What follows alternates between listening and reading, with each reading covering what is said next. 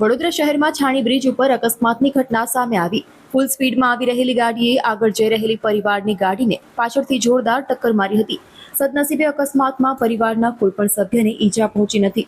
જોકે પાછળથી થયેલી ટક્કરના કારણે પરિવારની ગાડીમાં ભારે નુકસાન થયું છે। આ ઘટનાને પગલે બ્રિજ ઉપર થોડા સમય માટે અફરાતફરીનો માહોલ સર્જાયો હતો। સદનસીબે મોટી જાનહાનિ ટળી ગઈ હતી। ક્યાં જતા હતા? શું જતા હતા આમ પાર્ટી પ્લોટમાં આ ભાઈ આયા રમાઈને પાછળથી ઠોક દીધી। વાક કોનો છે? વાક પાછળવાળાનો રમાઈને આવે તો સ્પીડ લિમિટ 40ની છે ને 60-80ની સ્પીડે આવે તો થોડું ચાલે। કેટલા જણનો પરિવાર હતો તમારા? ગાડીમાં કોઈને નુકસાન થયું એવું? આ 6 જણા બેઠા, 2 છોકરા છે ને 4 મોટા છે। કોઈને નુકસાન થયું એવું? ગાડી નુકસાન છે, બાકી કોઈને કશું નહીં। આપનું શુભ નામ?